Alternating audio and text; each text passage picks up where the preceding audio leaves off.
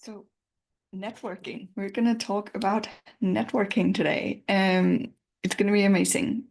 Why is networking so important in Denmark? Because it really, really is. We are a country that is, well, I don't know if yeah, we're a country that when we're talking about job search, networking is so super, super important. Um, the word out on the street is that 50% plus of all jobs are never posted. So when we're looking at jobs that are available but not widely known about, how do you actually get these jobs? Well, two ways, either through, well, one and a half way really, through networking, or through internal hires, which is kind of also networking, right? Um, there's different perspectives on networking. So what I hear a lot from job seekers, both actually Danes and internationals, but especially internationals who are not used to the Danish kind of culture, is that it's really, really hard, and they don't know how to do it. And I'm going to get into that. I'm going to give you a few places, a few ideas on how to network, and hopefully that can help you along. But first of all, why even network? So I've already touched upon it a little bit. There is about 50+% of jobs that are never posted. But even if a job is posted, if you have a job ad, then looking at it and being like, oh, I have someone who can recommend me for this job. I know someone from my network who can recommend me. That means that you're more likely to get your material looked at. That means that you're more likely to get the interview. That means that at the interview, you're already ahead on points. So when you're looking at why network, that is kind of part of the point, right? That even for the posted positions, you can actually give yourself a hand up, a leg up, whatever terminology is, when you are networking. Um, so that's part of why you should network. The other part is just it's an amazing way to gain knowledge, to research an industry, to create new relationships with people, to create a network, to create friends, especially if you're international, then having that opportunity to actually create new friends, create new people in your network that can help you along the way. And they might not be super relevant right now, but then they might know someone who are, or they might be relevant in a few weeks or months or years even. And something to be aware of is that usually you say you don't get job through your network, you get job through your network's network. That means that it's usually not the person you know that has the opportunity to actually give you a job, but they are going to refer you to someone who can give you a job. That also means don't ever like flat out, well, not ever, but in general, don't ask people to give you a job, but get to know them, get to know what they're doing, get to know about their industry, get to know about the companies. Because when you do that, when you put in the effort, to get to know others, they will also want to get to know you. That means the better they know you, the more likely they are to actually be able to help you. I love Tom Bilyeu's quote is saying that be interested to be interesting, meaning that if you show interest in other people, they're also more likely to find you interesting.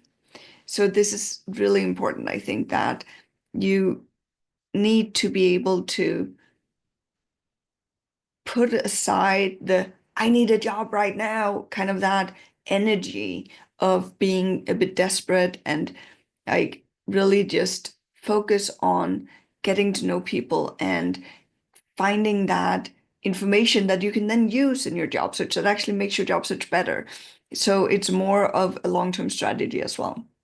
So this is part of the why do it. And now let's dive into I have three ways that you can network. Um, two, well, one both in person and online and one in person. Well, let's just drop that analogy because it kind of depends. The first one is events.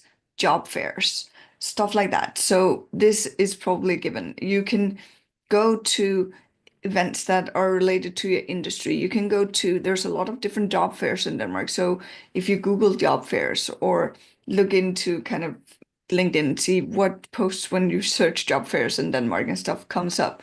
There are some bigger ones that happens once or twice a year, but there's also a lot of smaller ones out in the municipalities and stuff like that. So definitely look those up, see if you're relevant for them, and then attend. And when I say relevant for them, I'm thinking kind of broadly because it's always a good idea to go to a job fair and look at which companies are looking for international employees, which companies are open, which companies are attending these events because it's a branding opportunity for them, of course, but then start creating those connections with the recruiters there as well. In terms of different events, industry events, events with your union, events with your ACAS, events with like different interest groups as well, and even go into some of the bigger venues in your city. So in Copenhagen, that could be Øksnehallen, it could be Forum, it could be Bella Center. So these places, and look at their event calendar because there might be an event coming or a conference coming up that is relevant for your industry, where it would make sense for you to join. And some of them would even be okay with giving a discount to people who are unemployed, or even you could volunteer and get even more behind the scenes and help in that way. So doing that, like attending these kind of events and these kind of job fairs and stuff is a really, really good way to broaden your reach, broaden the networking scope, and also like to learn a lot, right? And I'm in another video, I'm gonna go into more about how you can prepare really well for a job fair or an event and all of these kind of things. The next thing we want to do is look into LinkedIn. Before I do that, I do want to say that this video is video 2 of a 30-day challenge I've made, and I encourage you to join. So if you want to get out there for 30 days with anything, it can be, I've chosen to do lives on YouTube, but for you, it might be job search related. If you go in today and sign up on LinkedIn for my newsletter, you will get an email tomorrow with a challenge, a 30-day challenge of what to do each day for 30 days. If you are not on that, or if you watch this video later than that and you want the challenge, write me in the comments, write me a message, hit me up on LinkedIn, whatever, reach out to me and I will get you the 30-day challenge around job search. The idea here is to create momentum, to do something that will give you positive momentum in your job search and in where you're going. So back to LinkedIn. LinkedIn, great place to network. If you haven't heard me say this already, about that you haven't heard me say, about 3.2 million people are active users on LinkedIn in Denmark, and there's only about 3 million active people in the workforce. So LinkedIn is a place to be when you are in Denmark. It is really, really important. So look at what is it that you can contribute to LinkedIn. First of all, of course, create a profile and then figure out what is it that you need to put in there to make it focused on you moving towards the kind of job you want to, and then start networking. And networking part of LinkedIn is also looking at what kind of events. There are a lot of people creating events on LinkedIn that you can join, but also just network in the sense of commenting on people's posts, creating value, show your value, the value you can bring in the comments on LinkedIn, and get to know people that way. And you can even kind of write them, connect with people, of course, and then you can do what I very much also encourage, and which leads me to point number 3 here, is you can invite people for a coffee meeting. A coffee meeting is not an informal interview. There's a difference here for me.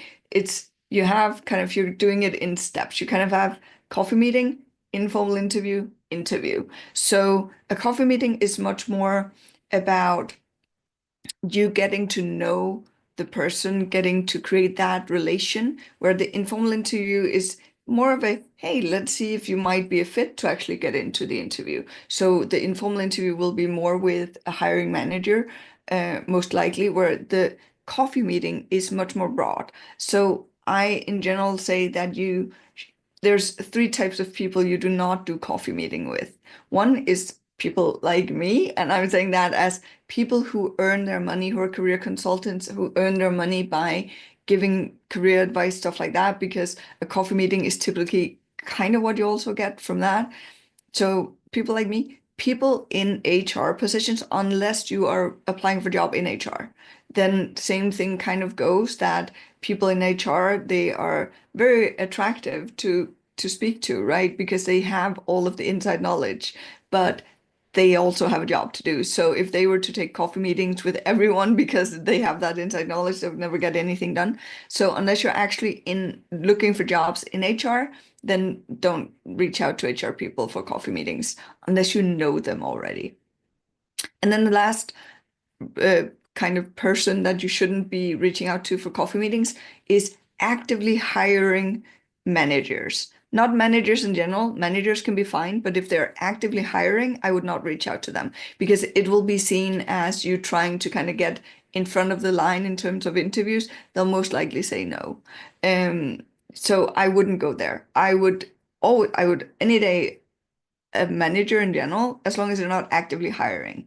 So when you reach out with the request of a coffee meeting, you do that to gain knowledge. You do that to gain knowledge about the industry. You do that to gain knowledge about the specific company. You get that to gain knowledge about the person's career path.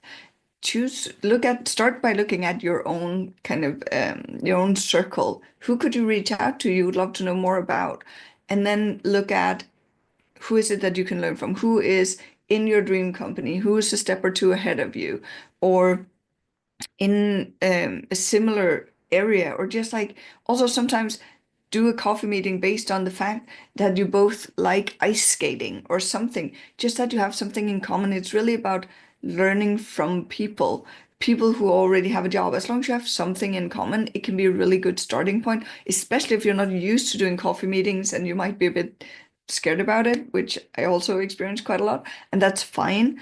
But going there and saying, hey, you know what? I see that we are both originally from Germany. I see that you've gotten here. I would love to know about your journey into the Danish job market, or from India, or from US, whatever it could be. Or it would be, hey, I see that we actually studied the same topic, different countries, different universities, but it would be so amazing to have a chat with you and kind of learn more about the differences in what we studied from the perspective of our different cultures. Or we actually studied at the same university and now you're in Denmark too. How amazing is that? I would love to hear about your journey here. Or even going, I would love to hear more and learn more about the company you're working in or the industry that you're working in. Just make sure that when you invite people for coffee meetings, that you have a clear goal. And a clear goal is not to ask for a job. A clear goal is to gain information and for them to get to know you. And what we do with coffee meetings and getting to know people more is we create ambassadors for ourselves. I hope that makes sense because that's kind of the point here. The more ambassadors we can create for ourselves, the more people um, get to know us, the better they can actually help us. That also means that it can be a really, really good idea to be really specific on what you kind of jobs you're applying for, because it's way easier for someone to refer you to a job that is, I'm looking for a job where I do Google Ads in the marketing team versus I'm looking for jobs in communication. It's way too broad, so it's really hard to help you. Sorry. Um, yeah, so basically get out there, get networking, and remember, even whether you're introverted, extroverted, whatever, it's important that during the job search that you're getting yourself out there one way or another. And if you really don't feel good meeting up with people at events and stuff, then start with the online part. Start with LinkedIn. But I also want to say, if that is the case, then actually getting out there and having some meetings, joining events, stuff like that, it might be a good way to train yourself also in terms of the job interview, because at the job interview, you are most likely going to actually have to be there in person and speak with people. And if you're the kind of person who gets nervous on that, then the coffee meetings might be a way to actually rehearse that part. Oh, and one last thing. Um, well, not quite one last. One thing before the last thing about coffee meetings is that remember to subscribe. The last thing about coffee meetings will be, and shit, now I forgot. Sorry, that was not meant to be a trick. Ah, I don't know. What was it? It was, I don't remember. I promise I will get back to you on that. I'm really sorry. But that is it for today's live. Remember to sign or to subscribe and like say, hey, I want to get notifications if you want to follow this 30-day live challenge that I'm on right now and join with your own as well. Um, yeah, take care, have an amazing day, and see you tomorrow.